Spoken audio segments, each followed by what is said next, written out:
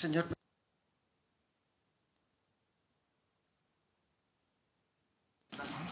Aquí. Es que no digo. Bueno, me lo has acabado de poner. Pues un privilegio y un honor encontrarme hoy aquí, a la vez que, sin duda, un reto. En cuanto a las preocupaciones que ha expresado el señor presidente, diré que soy militar, por tanto, o lo haré bien o lo haré mal, pero lo haré a su hora. 20 minutos me han dado y 20 minutos me extenderé. Mi ponencia, además, en la línea con lo que el señor presidente expresa, es una ponencia filosófico-conceptual, o sea, de marco. Y yo trabajo fundamentalmente, no trabajo con la realidad, trabajo con ideas. Y muchas veces digo, en tono de broma, que para mí la realidad es irrelevante, porque si la realidad no es la que es y la teoría es buena, la realidad acabará coincidiendo con la teoría y lo que estoy haciendo es prospectiva. En el número 41 de la Vía Dolorosa hay un convento de unas monjas francesas, las Hermanas de Sion. El convento tiene unas vistas fantásticas sobre Al-Aqsa y el conjunto del barrio árabe de Jerusalén. Y en los bajos de ese convento se sitúa el lugar donde para algunos se produjo ese hecho que nos narran las Escrituras, que es el célebre diálogo, los célebres juicios a Jesús de Nazaret. Ese sitio es el Litóstrotos o Gábata en arameo. Y es un diálogo, un magnífico diálogo, al margen de consideraciones religiosas, entre un pretor romano y hablan sobre la verdad y el poder, ¿no? Este diálogo lo podemos poner en paralelo al juicio, porque parece que la historia de Occidente se articula en juicios, al juicio de Sócrates, ¿no?, que también fue condenado por impiedad en una sociedad que también se encontraba en crisis, que era la sociedad griega. Y en esa progresión de la historia con juicios tenemos también el juicio a Tomás Moro en el Parlamento de Westminster, en base al cual fue condenado por no decir lo que no quería decir. Y luego tenemos también la Junta de Valladolid, de la que se habla poco, y como diría más, sobre los derechos de los indios. O ya en el plano de lo negativo, porque hubo condenas a muerte en los tribunales de Nuremberg, ¿no? ¿Qué es Occidente? Podríamos plantearnos que Occidente es la libertad, pero eso no es tan así. El concepto de libertad de pensamiento surge con la Ilustración y, bueno, antes Moro, hemos hablado de él y de su condena en Westminster. Occidente no es la libertad. Probablemente la libertad sea un legado que la cultura occidental haga al mundo. Occidente es el cogito ergo sum, es la duda, ¿no? Es la duda que permite construir el arquetipo de la democracia, un conjunto de balances y contrapesos, ¿no?, de una sociedad que desconfía de sí misma y establece varios poderes para que no puedan confrontar entre sí. Claro, de la duda, el que duda tiende a ser tolerante, y el que es tolerante acaba entendiendo lo que es la idea de la libertad, ¿no? Y esta idea de la duda también se encuentra en Occidente como la civilización del progreso científico, porque la duda y la ciencia se encuentran relacionados. De este modo, y ya en el plano de lo negativo, cuando nos golpean en la duda, todo el sistema reverbera, ¿no? La verdad, decía Foucault, que el que tiene el poder lo ejerce a través de la producción de la verdad. Por tanto, las luchas sobre aquello que es verdad son en realidad luchas por el poder. Y a la contra, en una sociedad democrática tiene que haber, cada uno elige su verdad, pero tiene que haber verdades que sean compartidas con todos, porque una fractura de la verdad se traduce en una fractura de la sociedad. También vivimos en un tiempo que ha venido a ser denominado por algunos, no es un concepto aceptado, que es la posmodernidad.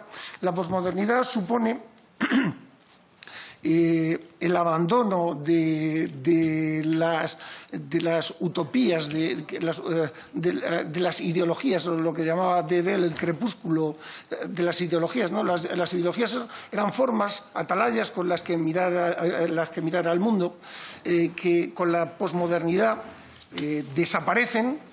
Y esto hace que se produzca no haya futuro, o que se perciba que no hay futuro, y que el pasado ya no existe, o incluso que no lo entendemos y en cualquier caso no nos compromete. Entonces, la posmodernidad podríamos entenderlo como una actitud centrada en el presente y con una marcada tendencia hacia lo subjetivo.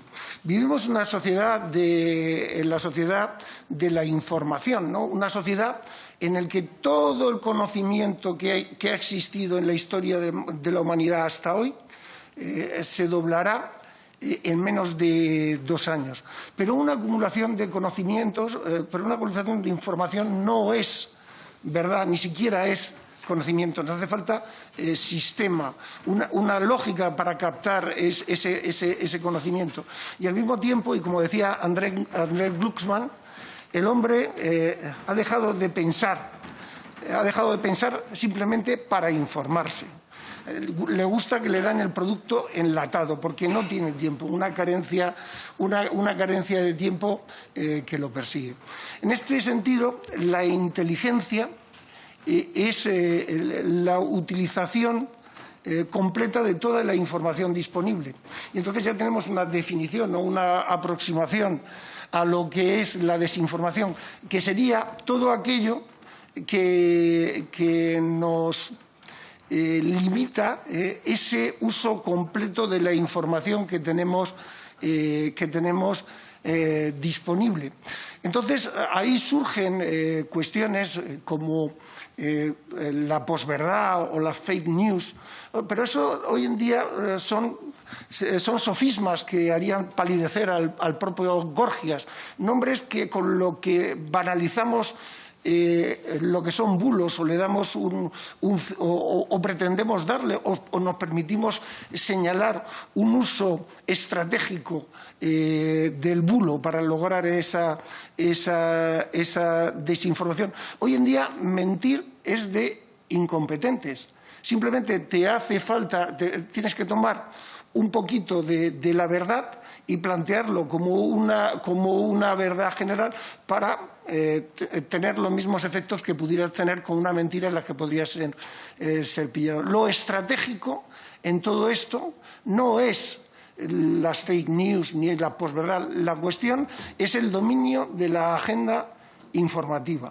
No se trata de coger esta carta o aquella carta, se trata de coger las estafetas de correos, que es allí donde se sitúa el poder. El poder está en las agendas informativas. Esa es la clave de la desinformación. Hoy, la mentira y la verdad, ya ha salido en la conferencia que ha impartido el general Ballesteros, no es que sean irrelevantes, hay que combatir a la mentira, pero hay que ir un paso más allá de lo que es combatir a la mentira para identificar a quién nos miente y saber por qué nos está mintiendo, cuál es la estrategia y quién es el que está desarrollando esa estrategia. Y esto es relevante. También ha salido la cita de Byung-Chul Han, el filósofo coreano, de que el sentimiento precede al pensamiento. De la misma manera que la música precede a la palabra, ¿no? Nosotros somos, no es pienso, hago, siento, es siento, hago, pienso. Es decir, nuestro ser es mayormente irracional. Somos irracionales en cuanto a los fines y luego los articulamos racionalmente. Entonces, pues, esto es una cosa de la que ya la irracionalidad, que la integración, el principio de incertidumbre de Heisenberg, el agente se integra en la realidad y la transforma. La subjetividad está inherente a todos los hechos, lo cual no quiere decir que toda interpretación sea alternativa, pero sí que se pueden hacer interpretaciones alternativas de una misma realidad, algunas de las cuales pueden ser válidas, pero todas no. Las emociones quedan de esta manera ligadas a la verdad y eso puede producir una polarización, un movimiento vascular que nos llegue a pensar que todo lo que sentimos es lo correcto, y eso se puede traducir en algo que ya ha pasado, en el triunfo de la voluntad, ¿no? En la voluntad, mi voluntad como fuente de ley o los fines que yo pretendo como normas para el conjunto de la sociedad. Vivimos en un tiempo también en la que se han diversificado las fuentes, en el que ya el monopolio de la información no queda en los estados, sino que hay redes sociales y hay distintas empresas que son proveedoras de información. Un auténtico ecosistema de la información. Una información en la que existen al mismo tiempo información y sentimientos, que nos hacen que pongamos, de alguna manera, nos la sesgamos la información en base a lo que nosotros sentimos por ella o hacia ella, y todo ello se mezcla con la opinión. Hemos perdido muchas de las referencias básicas. Los líderes de opinión están en contacto directo con las audiencias y el ámbito de ese contacto ha pasado a nivel global. Ya no, la comunicación, los medios son globales. Y además se ha producido una horizontalidad, ¿no? La idea de igualdad es un concepto fundamental en la idea de democracia, pero la igualdad ante la ley no hace que todas las opiniones sean iguales, siempre tendrán una cualificación aquellas personas que la formulan, pero que es muy difícil de discernir y que la valida más en algunos casos. También vivimos en un momento en el que el binomio sociedad-estado si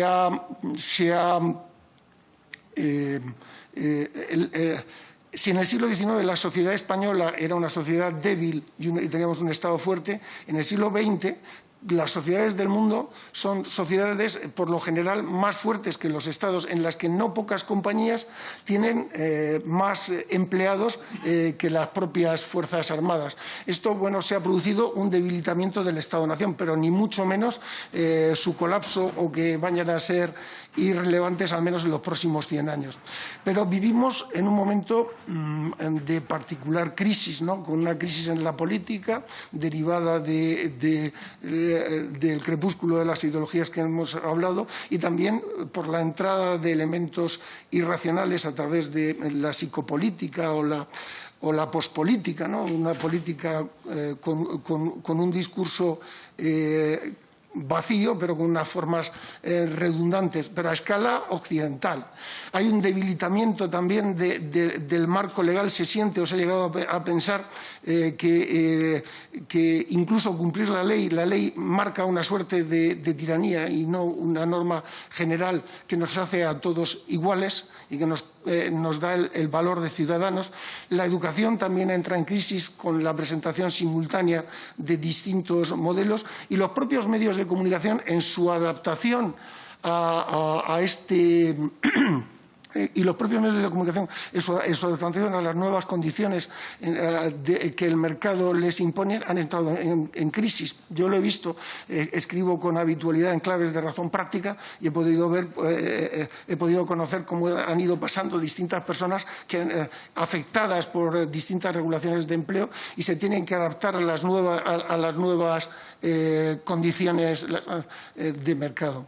Además, la globalización no es un fenómeno pacífico. Es un proceso de racionalización cultural hecha en torno a la cultura más fuerte. Se ha producido, la globalización nos hace a todos fronterizos con todos, es decir, todos coincidimos en Internet, pero entre Malasia y Madrid hay fronteras que son los aeropuertos. Al tener todos más relaciones, se producen más conflictos, pero al mismo tiempo, como existen más relaciones, la intensidad de estos conflictos se ven atemporados. Bueno, y hay un desdibujamiento de categorías. Muchas veces ya no se sabe si uno es delincuente, terrorista, narcotraficante, soldado o todas las cosas juntas a la misma vez. La guerra, que es, y me permito recordarlo en esta Cámara, es una actividad política que a veces se desarrolla, la mayor parte de las veces se desarrolla con medios militares, ya no es una expresión suficiente porque no se produce, o es muy difícil, la diferencia completa de agendas. La lógica smithsiana de amigo-enemigo no funciona. La divergencia de agendas hace que en unas cosas los países sean aliados, en otras cosas no. Tú eres aliado de aquella, concurres con más agenda, tu agenda es más similar y compartes valores, pero son muchas las relaciones para que haya esa división, esa lógica amigo-enemigo de los conflictos. En los 90, como se fue desarrollando de la mano de Joseph Nye, conceptos como el hard power, que es el poder militar y el económico, el soft power, que es el atractivo hacia la cultura y el modelo político. Piensen por qué hay tantos documentales hechos sobre las historias o sobre la vida política de los países en claves de las personas o de las naciones que hacen esos documentales y de esa manera refuerzan su discurso. El Smart Power, que es un concepto de la era Obama, es la combinación del Hard Power y del Soft Power, y en la década pasada apareció otro concepto que es el Sharp Power, que son países que otra hora estaban al otro lado del muro. Surgen en estos países empresas en las que se intuye, sin que pueda demostrarse, que tiene alguna relación con el poder político de esos países, o en cualquier caso tiene una connivencia en los fines de aquellos, que actúan como empresas ordinarias en el mundo occidental y acceden a sectores estratégicos relativos a la información o relativos a tecnologías de alto nivel. El poder, no hace falta que lo explique aquí, pero creo que debe decirse, no es la capacidad de destruir, en sentido orwelliano, ¿no?, sino la capacidad de construir. La reputación, la imagen de poder es poder, decía Hobbes.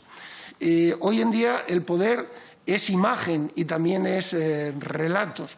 Las narrativas son selecciones de hechos, de percepciones, de ideas que dominan el silencio. Ese es el elemento fundamental de las narrativas, el dominio del silencio de aquellas cosas que ellos no tratan, y son instrumentos de movilización social que no describen la realidad tanto como la crean y generan el espacio ético que hace posible cualquier acto.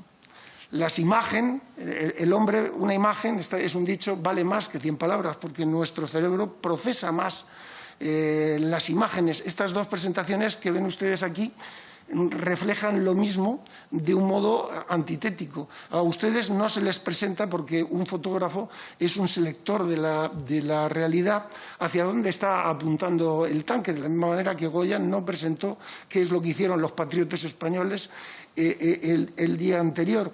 El fusil despasado, las armas francesas deshumanizadas del mismo color que el tanque, apuntando hacia el héroe, que es de blanco. El blanco de Goya es irrepetible. El que lo hacía, un hombre de Aranjuez, murió de saturnismo, y Goya probablemente su sordera tuviera algo que ver con eso. En fin, estas imágenes no andan solas. alguien las elige y las pone y se asocian a las narrativas y se traducen en poder. Y todo esto nos lleva a otro concepto citado por el general Ballesteros, que es la zona gris, que es los cuadros, los ajedrezados, la heráldica ajedrezada es heráldica militar, o suele serlo. La vida puesta en juego en el tablero. La curva que ven ustedes aquí, que es la curva tradicional de los conflictos, que también vale para el coronavirus, pero también para las catástrofes, en ese caso estaría mucho más desplazada hacia la izquierda, la reacción sería más prolongada en el tiempo, pues nos indica lo que sería una guerra. Lo que nos señala la zona gris son actuaciones inamistosas, que no son actuaciones propiamente pacíficas o white, sino ni propiamente black, sino brown, ¿no?, entre una y otra. Y estas dos líneas actúan como elementos de polarización. Es más rentable que sean puramente pacíficas o es más rentable que sean propiamente de guerra, pero que se procura que se mantengan en este espectro por muchas razones, para evitar respuestas, para que todo esto que no cabe lugar. Es la zona gris, ¿no? Ya lo ha dicho el general, elementos económicos, diplomáticos, de lucha jurídica, todo con un objetivo que es el hombre, ¿no? Y estas son una de las trinidades de Clausewitz, ¿no? Con lo que no existe una política exterior que no sea apoyada por la población. Si se afecta a la población, se está afectando a la política exterior. La desinformación trata de romper entre el gobierno y la población, entre la población y lo militar, o entre el gobierno y lo militar. Todo eso a un tiempo. Y no se trata de destruir, sino se trata de debilitar para hacer propiamente cumplir los objetivos que tiene la otra parte, que son concretos y que no son la destrucción del otro país. Aquí tiene una cita de Bernays, un libro de propaganda, un libro de los años 30, en el que te viene a decir que la democracia es imposible con la desinformación. La democracia se basa en ciudadanos informados. La calidad democrática está asociada a la calidad de la información que recibe el ciudadano, ¿no? Bernays fue el creador del concepto de relaciones públicas, o incluso difundió el tabaquismo entre las mujeres vendiendo la idea de que los cigarrillos eran antorchas de la libertad. Todas las sociedades tienen una serie de líneas de fractura que suelen ser etnia, lengua, religión, cultura, a las cuales se suman otras como la ideología o la historia, ¿no? Pues esa es para que exista un conflicto, lo primero que tiene que haber son grupos. Todo lo que favorezca al grupo favorece los conflictos, pero el conflicto favorece también el desarrollo de la política. Lo que se hace para que esto no vaya más es instalar instituciones. La posverdad lo que pretende es la erosión de las instituciones. ¿Y de qué se sirve? Pues se sirve de las crisis, de los periodos de crisis. Las crisis son momentos de particular conmoción y las decide la sociedad. Si una sociedad dice que esto no es una crisis, no es una crisis. Y si decide que es una crisis, es una crisis. Y si la resolución, independientemente de cómo haya sido, de las posibilidades objetivas de resolución, el éxito o el fracaso de una crisis lo decide también esa sociedad. Y una crisis es siempre noticia por la naturaleza excepcional, y siendo noticia y al ritmo trepidante que marcan los medios de comunicación y que no marca la propia naturaleza de la crisis, precisa de una gestión de la comunicación que se ve muy afectada en el supuesto de que se produzca desinformación o se produzcan noticias falsas o todo el juego a la que la desinformación puede dar lugar. Y sobre eso, una vez sucedido, es muy difícil recuperarse. Y se ahonda más con una mala gestión comunicativa, se ahonda más con la propia crisis. Un momento particularmente significativo donde el binomio sociedad-Estado se ve sometido a un singular estrés son los procesos electorales. En ellos, ese conjunto sufre en grado sumo y quien interfiere en ellos no pretende que gane uno o que gane el otro. Si gana el suyo, mejor. Pero lo que pretende es laminar las instituciones en ese particular momento. En fin, señor presidente, espero haber cumplido con el tiempo que usted me ha otorgado y, en cualquier caso, para cualquier duda, me remito al artículo ya publicado en el cuaderno del Instituto Español de Estudios Estratégicos, al que me honro pertenecer, que se llama Posverdad, Seguridad y Defensa. Muchas gracias.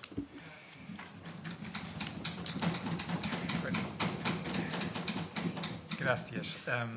Nos hemos quedado, de todas maneras, en las puertas del asunto. Hemos merodeado conceptos, pero bueno, vamos a ver si con esta intervención nos sirve. ¿Algún portavoz puede tener alguna prisa y quiere intervenir antes? Yo se lo concedería con el permiso del que le corresponda, ¿no? Pero si no, empezamos con el portavoz del grupo del PNV, con el señor Lagarda. Muchas gracias, presidente, y también muchas gracias al compareciente por la disertación. Bueno, la verdad, yo haría solo una pregunta. Si, como decía el presidente, íbamos a entrar en la fase, ¿no?, digamos, conclusiva, pero bueno, esta, digamos, exposición que nos ha hecho, que al final, bueno, pues tomo una nota aquí. Todas las sociedades tienen líneas de fractura, ¿no?, que se amplifican con que minimizan las instituciones y, por tanto, a la inversa, se magnifican cuando estas, ¿no?, se fragilizan. Digamos que ese es. Mi pregunta es, ¿es un fenómeno, digamos, una constante en las sociedades que nosotros conocemos? O, digamos, es a raíz, y enlazo con el principio de la emancipación del individuo por una parte y del principio científico, que es la duda, ¿no? Queda amplificado, pero ya por la propia, digamos, por la propia semilla de las sociedades en que vivimos, que se caracterizan por realidades autónomas. El individuo es autónomo, no hay realidades heterónimas, ¿no?, como podía ser el Estado, previamente una divinidad, ¿no?, y el pensamiento científico en Occidente, la duda. Digo, ¿son estos elementos son consustanciales, digamos, ¿no?, a generar fracturas sociales? Porque se cuestionan los elementos, digamos, vertebradores, entre comillas, naturales. Nada más y muchas gracias. Su señoría, sí. Esa sería la respuesta. Y podría poner el ejemplo, estaba pensando mientras usted hablaba, qué ejemplo, porque estaba hablando el concepto de nuevas guerras de Mary Kaldor, un libro de finales de la década de los 90, que, bueno, habla de cómo la debilidad de los estados, en concreto en África, hace que surjan el miedo jovesiano al otro, y estoy pensando en Hutus y Tutsis, y provoca guerras civiles que, cuando ha intervenido Occidente, se han transformado en lo que vino a ser denominado conflictos asimétricos, es decir, un conflicto en el que las partes intervienen con diferentes capacidades y diferentes modelos estratégicos. Yo soy el concepto de ciudadano, ¿no? La calidad de una democracia se mide por la igualdad real de los distintos ciudadanos que forman parte de ellas, y no creo que existan nada más en la sociedad, al final, que hombres. Ha dicho hombres. Y mujeres. Ha dicho varones. Ha dicho varones.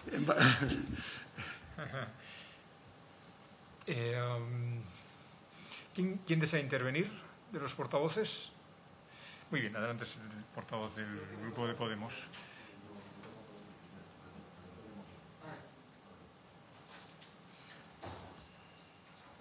Sí, en primer lugar agradecer al señor Aznar la exposición. Yo también tengo una formación filosófica como background, así que creo que he sido, si no el único, uno de los que ha disfrutado bastante esta intervención.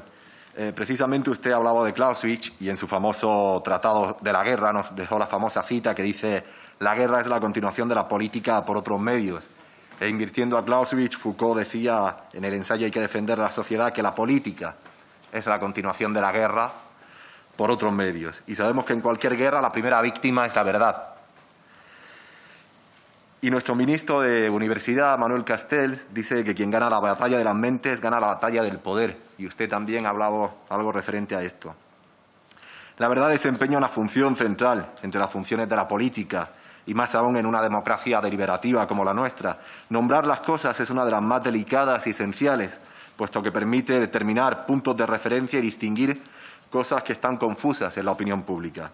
Y la responsabilidad política, precisamente, radica en contribuir a clarificar el debate y no a confundirlo. Y, en este sentido, la aportación de una información veraz es esencial. Siempre han existido las noticias engañosas, pero a partir de la emergencia de Internet y de las nuevas tecnologías de comunicación e información, las fake news han proliferado. Y este término, que se utiliza para conceptualizar la divulgación de noticias falsas que provocan un peligroso circuito de desinformación, las redes sociales le han dado una nueva dimensión, precisamente porque permiten que los usuarios sean productores y consumidores de información a la misma vez y han facilitado la difusión de contenido engañoso, falso o fabricado. Y así se genera, como decía anteriormente, un circuito vicioso y las noticias falsas se replican miles y millones de veces en cuestión de segundos. Todo esto sucede en un contexto que usted ha mencionado también y el anterior ponente de posverdad, definido por el diccionario de Oxford como la palabra más utilizada en 2016. Y son precisamente la divulgación y proliferación de las fake news quienes nos obligan a poner cualquier información bajo duda o bajo sospecha.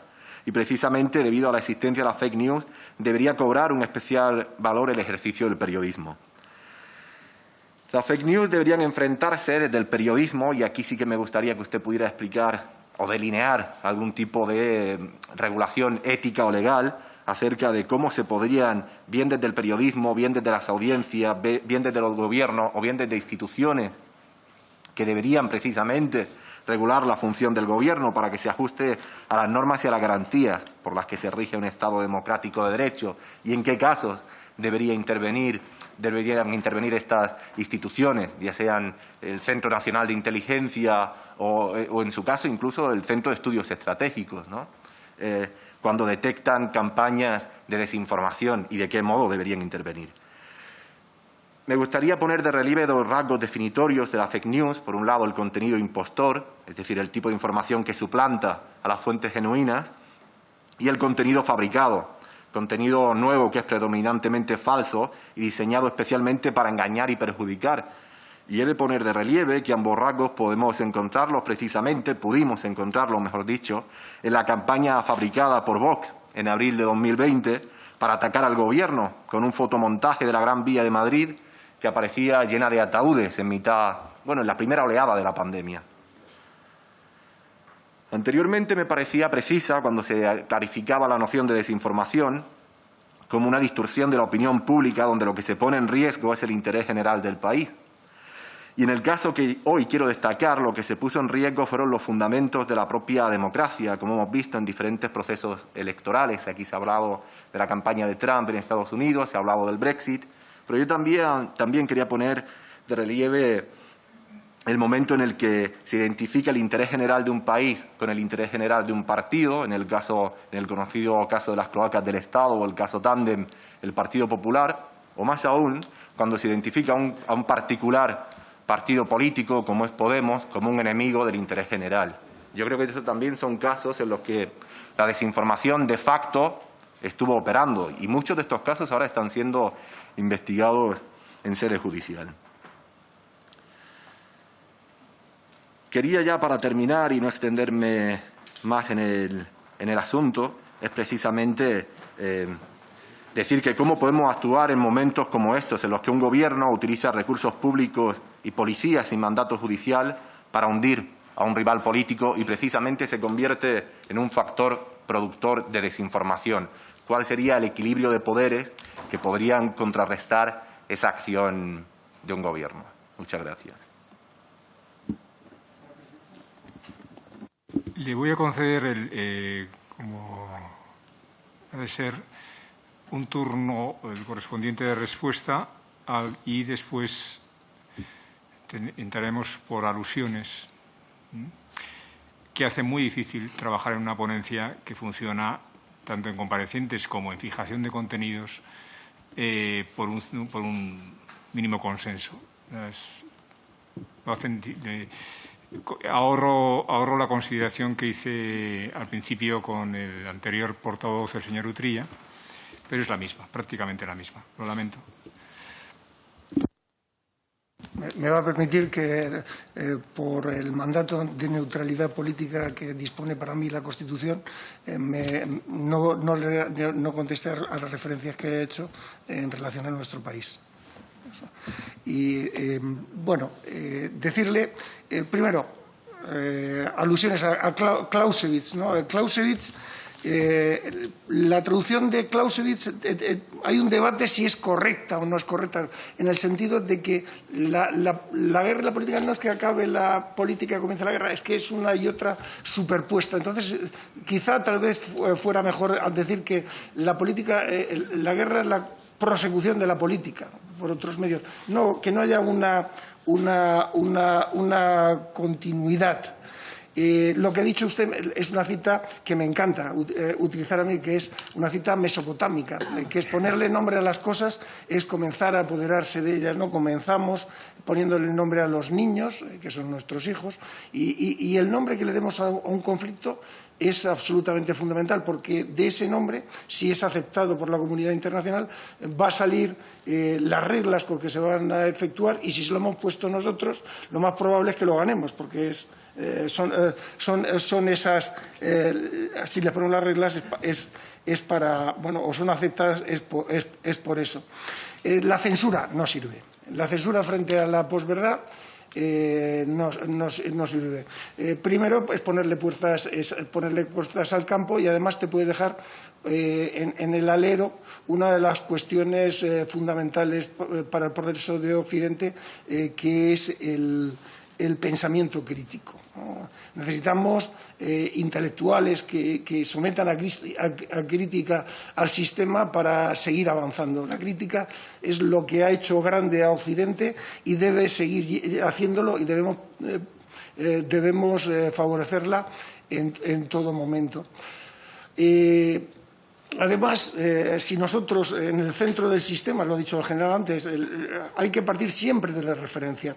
Si ponemos en el centro del sistema la desinformación o ponemos el terrorismo, pues la respuesta es un Estado policial o la censura, y nos hemos cargado el Estado de Derecho. Toda excepción tiene un costo en términos de legitimidad, que muchas veces, pues, lo que se pierde con lo que se gana con ella, pues es difícil de asumir. La desinformación es una noticia en sí que se convierte en noticia para sí, para su autorreproducción, y queda ahí. Y creo que es todo esto. ¿O había alguna cosa más que había? Sí, sería interesante si me pudiera responder en qué casos podrían intervenir los servicios de inteligencia de un país al detectar un caso de desinformación, bien en su caso el Centro de Estudios Estratégicos o cualquier otra organización independiente que pueda intervenir en esto. No, yo estoy en el Centro Superior de Estudios de la Defensa Nacional, y es el Instituto Español de Estudios Estratégicos. Nosotros nos dedicamos al estudio, pero no hacemos una actividad propiamente operativa. Atendemos al estudio del mundo, pero no desarrollamos actividad operativa, y trabajamos siempre con fuentes abiertas. Siempre con fuentes abiertas. Sí. ¿Me permite la comisión? Vamos a ver, para el compareciente, la desinformación, como decía Cortés, es bulo con un instrumento tecnológico que lo multiplica, Puede ser eso, puede ser cualquier cosa que nos impida el uso de la información disponible. Todo aquello que menoscabe ese uso o que nos evite que usemos la información correcta es desinformación. ¿Por agente institucional o disperso? Disperso, institucional, como sea. Legarda, no vamos a acabar nunca con este tema, entonces. Sí, como. Miguel, no se te oirá. Que es consustancial, bueno, a lo que he dicho, a la emancipación, a la duda, pero sin elemento tecnológico no se entiende. Claro, no se entiende. Claro, en el siglo XXI. Porque el bulo ha existido siempre. El problema es, digamos, la saturación, ¿no? Como la artillería, saturar una posición hasta que al final la derribas. Pero es por la tecnología, que creo que es el medio, pero sin ese... y es el fin. Prácticamente. La idea de posverdad y de fake news, el hecho de ponerle un nombre al fenómeno, no delata tanto el fenómeno, sino que señala la naturaleza estratégica de ese uso que trasciende la falsedad o la posverdad o la fake news y atiende a los fines que quien las ha promovido pretende. Que son siempre fundamentos de legitimidad. Entre otras cosas. Bien, le doy la palabra a... No sé quién va a ser el portavoz por parte. El señor Mariscal. Gracias, presidente. Buenas tardes, señor Aznar. En primer lugar, desde el Grupo Parlamentario de Vox nos gustaría darle las gracias por compartir con nosotros la experiencia que ha cosechado durante años en las Fuerzas Armadas y también en la docencia. Es un privilegio contar con usted en esta comisión y nos ha sido muy útil poder escuchar su análisis sobre la desinformación y conocer sus planteamientos para combatirla, también sobre la verdad, la manipulación y el poder.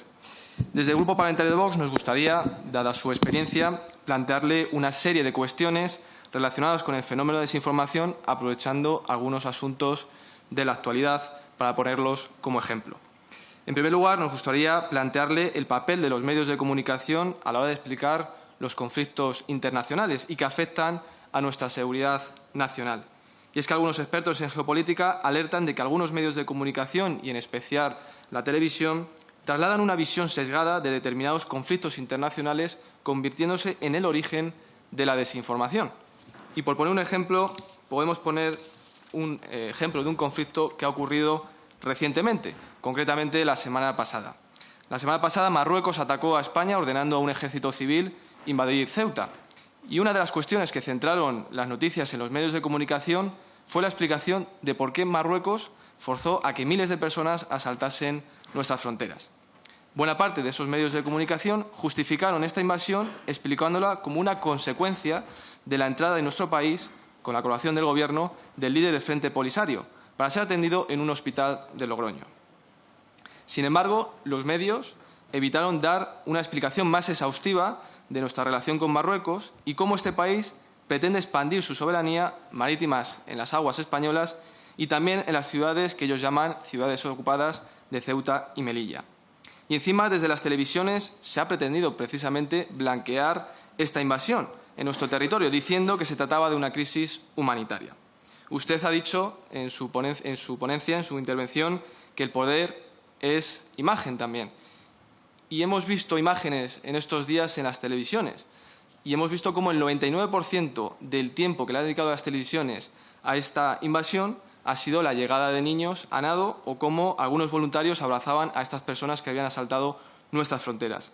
Sin embargo, estas televisiones apenas han dedicado un minuto a hablar de los españoles que viven en Ceuta, que han visto cómo de la noche a la mañana han entrado casi 10.000 personas en su ciudad y han visto cómo no podían salir por la calle ante la inseguridad. Algunos incluso han tenido que cerrar sus negocios o no han podido llevar a sus hijos al colegio.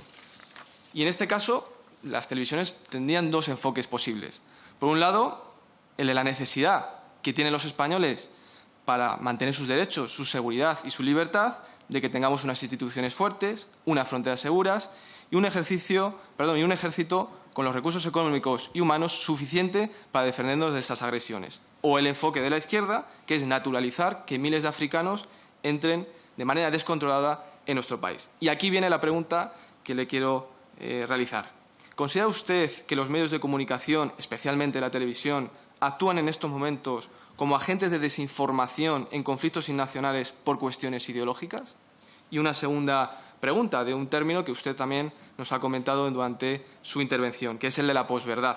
¿Considera que el fenómeno de la posverdad, es decir, convertir en verdad cualquier hecho que genere un sentimiento en nosotros, como puede ser las imágenes de unos niños nadando en el mar, está siendo utilizada por los medios de comunicación en estos momentos para influir en los ciudadanos y que estos consideren que las fronteras no son necesarias?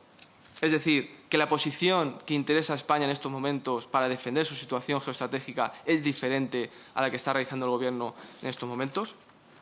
Y hablamos de actualidad. En estos momentos España atraviesa una pandemia, como el resto de los países del mundo, y esperemos que por poco tiempo, esperemos que pronto podamos salir de esta.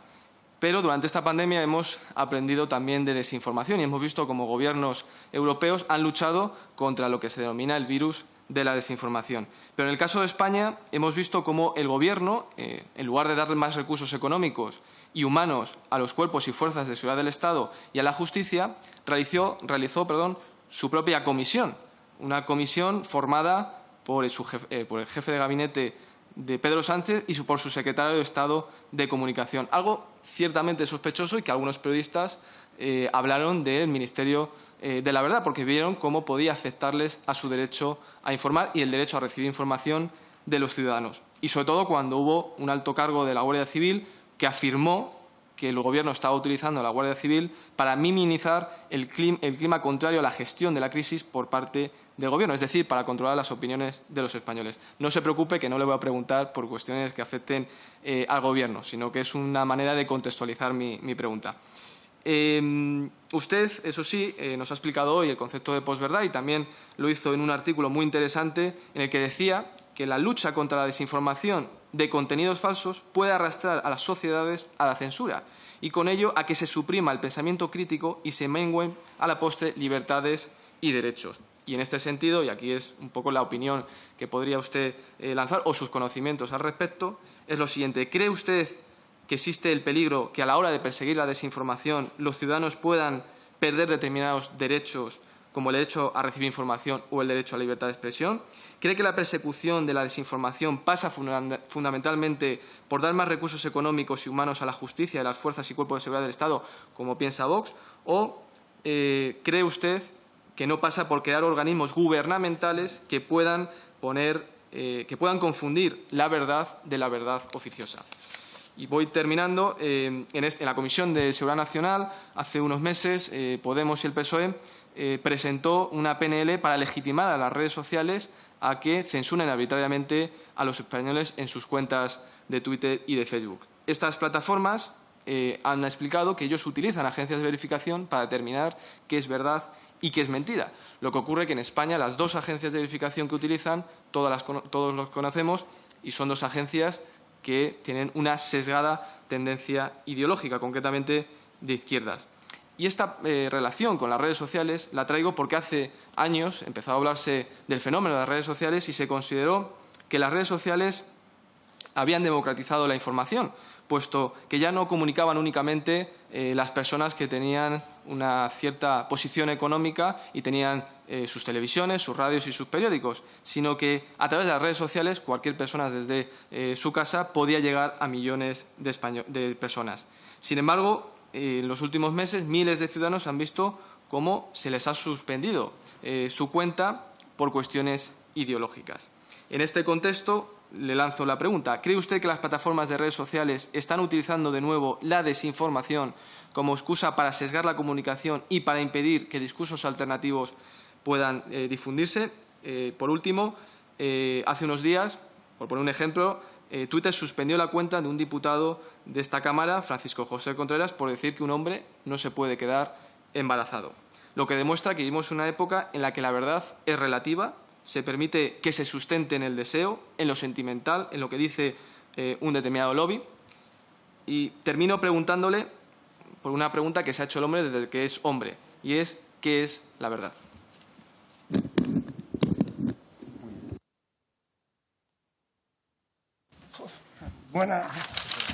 Muchas gracias por su intervención. ¿Qué es la verdad? Esta pregunta se la hizo Poncio Pilato, se la hizo Aristóteles. La adecuación del intelecto a la realidad sería lo que hubiera dicho Aristóteles. Podríamos ver que es la verdad científica. La verdad científica es la mejor hipótesis disponible en ese momento. Por la verdad, cuando se dirimía en el más allá, no moría nadie. Cuando la dirimimos en tierra, muchas veces muere gente. Hay que tener mucho cuidado con la verdad y la absolutización de la misma. Yo no sé exactamente lo que ha pasado en Marruecos o lo que ha pasado en Ceuta. Sé lo que saben ustedes a través de los medios de comunicación y no tengo más información que esa y con esa información yo creo que no me puedo posicionar y no solamente no puedo, sino que creo que no debo hacerlo porque interferiría en la política exterior de mi país y eso no es positivo. Lo que sí creo que puedo y debo hacer es mostrarme orgulloso del papel que han tenido nuestras Fuerzas Armadas allí, que han estado listas y que cuando las han llamado, allí estaban. Eso me hace sentirme orgulloso en esta sala de pertenecer a ellas. Me siento muy orgulloso de pertenecer a las Fuerzas Armadas, en mi caso a la Armada Española.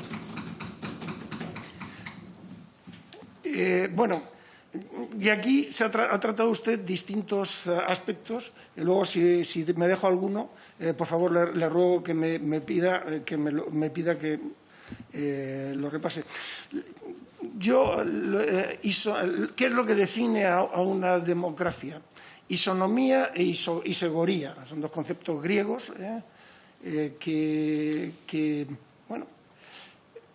¿Y qué es la isonomía? La igualdad ante la ley. Y la isegoría, la igualdad de derechos políticos. El tema de la igualdad es un tema recurrente desde la Revolución Francesa, ¿no? Es un tema y que está muchas veces en la base de las distintas percepciones políticas. Tratar de que los hombres sean lo más iguales posibles para que realmente sean todos los ciudadanos iguales es lo que hace perfeccionable a una democracia.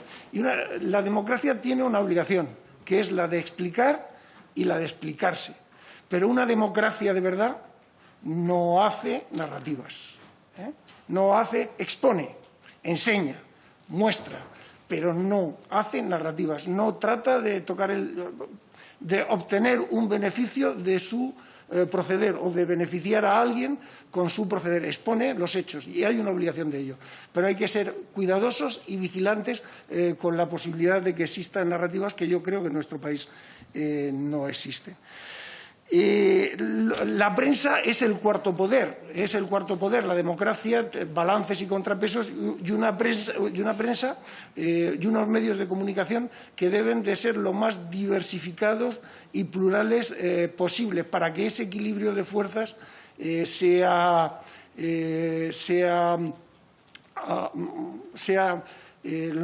aceptable. Cualquier cosa que se desvíe de ello va en contra de la calidad democrática. Las redes que sesgan la información, pues habrá que ver qué se puede hacer. Yo creo que estamos aquí por eso, para estudiar eso. Y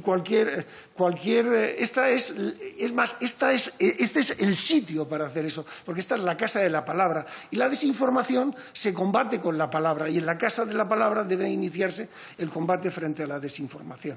Y tendrán ustedes que ver cómo se hace eso, porque yo veo tal cúmulo de dificultades que no me atrevo a pronunciarme sobre lo que me está usted, porque hay elementos a favor, elementos en contra y merecen un estudio más detenido del que yo en unos pocos minutos le pueda dar. Gracias. Tiene la palabra el señor Callejas por el Grupo Popular.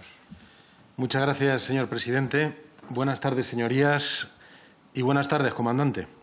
Gracias por su asistencia a esta comisión de las Cortes Generales.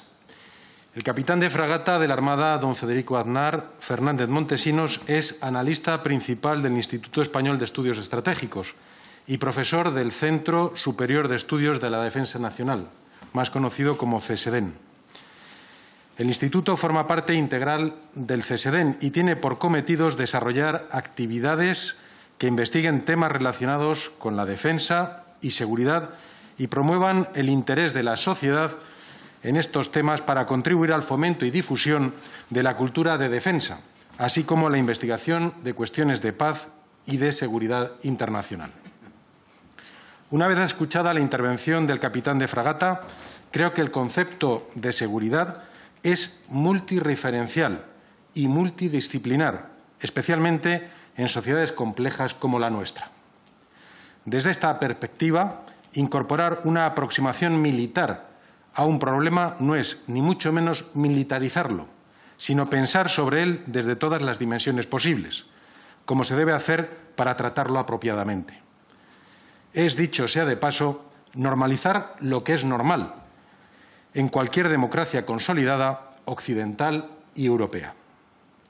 Comandante, se ha ajustado militarmente al tiempo de su intervención, pero es evidente que se ha dejado mucho sin decir y me gustaría darle la oportunidad de aumentar su exposición. Aprovechando que el interviniente no es oficial, ¿o sí? No. Sí, es oficial, pues entonces retiro la condición. Les recuerdo que estamos cerca de las 8, son 10 minutos. Muy bien. Lo que falta. Muchas gracias, señor presidente. Me gustaría que el compareciente explicara algo más su punto de vista sobre, 1, la desinformación y la utilidad, dicho esa palabra entre comillas, utilidad de la censura democrática, y 2, la seguridad, que la seguridad va más allá de la defensa. Preparando esta comparecencia he tenido la oportunidad de leer el artículo escrito por usted en el Cuadernos de Estrategia 197, la posverdad, seguridad y defensa, que ha hecho alusión en su intervención. Y usted escribió el capítulo primero llamado El mundo de la posverdad.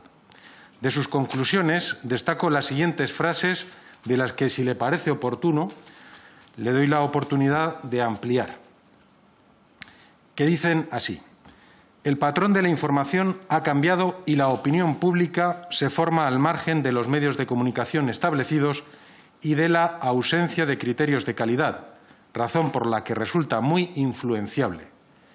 Es lo que el filósofo José Antonio Marina denomina síndrome de inmunodeficiencia social. Otra frase es que se consume mucha información y, sin embargo, falta análisis y comprensión. Una frase que podría ser de titular: el hombre moderno no piensa, se informa. La razón es la piedra angular que ha servido a la construcción de Occidente. Y ahora algo que ha salido repetidamente: la emoción prima sobre la razón y la verdad se relativiza, y con ello la realidad a la que ésta obedece, lo que a su vez deriva en una fractura de la sociedad. También usted hace alusión a la pospolítica, un término que nunca había escuchado anteriormente, y lo define que es una práctica que implica actuar sobre las emociones para llegar a la razón, ahuecando un discurso que de este modo se hace resonante, mientras se hurta la agenda política a una ciudadanía a la que se tiene entretenida con cuestiones secundarias y además escapa a la rendición de cuentas inherente al modelo democrático. Esto he de decir que lo vivo aquí en el Parlamento habitualmente. Me gustaría también que explicara los fenómenos del data mining y del big data, que hace alusión en su intervención, en su artículo. Y me ha llamado mucho la atención la alusión que he hecho al sofisma, que podemos decir que es una razón, argumento falso con apariencia de verdad, en el que dice que se banaliza el término posverdad o fake news cuando realmente lo que se debería hablar es de desinformación y que los términos antes utilizados, posverdad y fake news, deberían ser rechazados y utilizar solamente el término desinformación. La desinformación, también comentó usted, que se utiliza para la ruptura de la comunidad. Y algo muy importante, hace alusión al término educación. Y la educación, dice usted, que se presenta como clave para incrementar y evitar la penetración de noticias falsas y que es un anticuerpo natural. Ahora que estamos en plena pandemia, esa analogía es bastante acertada. Creo que, efectivamente, la mejor vacuna contra la desinformación puede ser pues, una buena educación. También dice que puede arrastrar a las sociedades a la censura, a que se suprima el pensamiento crítico y mengüen a la postre las libertades y derechos. Esto es todo lo que ha hecho que Occidente sea lo que hoy es. El control de la información no es la piedra angular sobre la que construir la solución. Esto es algo muy importante. El control de la información no es la piedra angular sobre la que construir la solución. En cambio, dice que la respuesta debe venir de los Estados, de la sociedad civil, de entidades independientes, buscando algo muy importante, que es la mayor de las legitimidades posibles. Necesitamos un periodismo fuerte, formación de su personal, defender la neutralidad e independencia que ha sido atacada por la feroz competencia desde las redes sociales y desde la dependencia política y empresarial. También hace alusión a que la política ha perdido referentes y termina diciendo que el periodismo y la política son pilares insustituibles de nuestras sociedades cuyo reforzamiento es imperativo. En resumen, creo que tanto la educación como el periodismo como la política han de ser reforzadas para luchar contra la desinformación. No obstante, sí me gustaría que usted pues, ampliara este artículo y esta exposición que usted ha hecho en esta sala. Muchas gracias.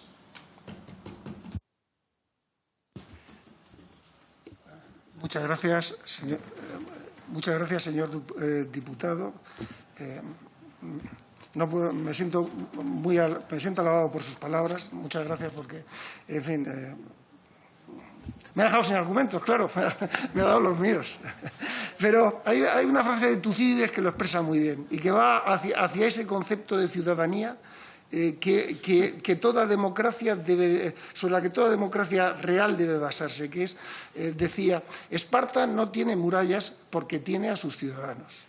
Entonces, unos ciudadanos bien formados, unos ciudadanos comprometidos con la sociedad a la que pertenecen, que bueno, se esfuerzan y que respetan a los demás, es la base, es la aniquilación completa de la desinformación. Pluralidad y diversidad son elementos claros en esa lucha contra la desinformación. Cuantas más referencias, yo como marino sé que con 3 puntos de la costa puedo obtener una situación, pero si tengo 4 o 5, la situación será mejor. Cuantas más referencias haya, mejor conocimiento de la realidad tendremos. Emoción y verdad son inevitables. La emoción va a estar siempre con nosotros porque lo queramos o no lo queramos, somos hombres y somos irracionales y por muy y si somos excesivamente racionales dejaremos de ser hombres. Entonces la naturaleza biológica está ahí y tenemos que convivir con ella. Nunca seremos espíritus puros, al menos en este mundo. Y entonces, ¿cómo combatir fenómenos como este? Bueno, los nombres decía Nietzsche, que bueno, hay veces que se crean nombres para hacer que se remueven las aguas para que parezcan más profundas. Y eso puede haber pasado un poco con esas palabras, pero que ponen en valor la existencia de un uso sistemático de la información o un intento sistemático de perturbar la información que tenemos disponibles. Hay que estar vigilantes y la democracia es la voluntad concertada de millones de personas. Yo muchas veces hablando del terrorismo lo explico. El terrorismo trata de provocar nuestra emocionalidad para que nuestra respuesta, en vez de ser racional, sea emocional. Y con la desinformación, con la posverdad, pasa lo mismo. Hay que soportar ese canto de sirenas asido al mástil del Estado de Derecho y de los valores que nuestra Constitución promulga para soportar cualquier tentación de actuar de modo cortoplacista y pensar siempre con luces largas sobre lo que el futuro, dentro de 30 años, dirá de nosotros. Porque yo miro, estudiando el terrorismo y tal, ¿qué es lo que hicimos hace 30 años? Y en ese proceder dicen, no nos equivocamos, no obramos mal, me siento orgulloso de mi país y de mi sociedad. Y con el trato de la desinformación, porque estamos hablando de los pilares del Estado de Derecho, espero que esta comisión obre igual o mejor, porque siempre hay que los mejores Juegos Olímpicos. Rendición de cuentas es absolutamente clave y es consustancial con la democracia. El data mining es, la minería de datos. Lo leí en una revista norteamericana que decía que quienes paseaban a las 6 de la tarde su perro era más probable que votaran demócratas. Se trata de coger elementos que covarían, ¿no?, y de instrumentar, segmentar la sociedad y mandarle a cada uno de esos segmentos la información más adaptada al caso posible. Primero las referencias, para responder. Primero las referencias. Saber dónde estamos, que son nuestros valores democráticos. Después, saber a dónde queremos ir, que es esta Cámara la que tiene que decidirlo. Después, ver y evaluar los riesgos, pero no hacerlo antes, porque si no les damos a esos riesgos demasiado poder. Y después de ello, establecer una estrategia que sea acorde a nuestros valores. Actuar siempre ante ellos, ser resiliente y corregir nuestras vulnerabilidades. Hay una frase que decía Lechenko mira entre tus vulnerabilidades y encontrarás al KGB. Entonces, esas vulnerabilidades existen, esas imperfecciones existen. No debemos volvernos locos con ser perfectos, pero sí tratar de ser lo más perfectos posible sin volvernos locos.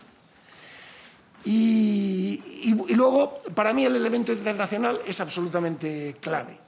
Una cosa es lo que decida España y otra cosa es lo que decida la Unión Europea en su conjunto. España es una de las 17 democracias plenas, pero si 15 de esas democracias plenas obran de un modo conjunto, en términos de legitimidad ante situaciones de excepción o de restricción de derechos, eso es mejor que hacerlo por separado y además no solamente es mejor en términos de legitimidad, sino mucho más eficaz.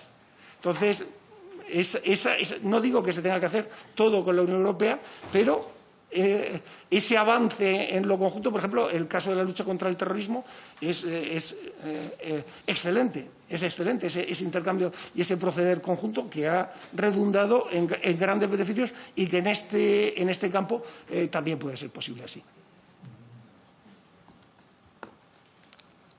Muy bien.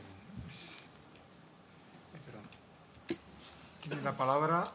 Sí, la señora Retorto. Adelante.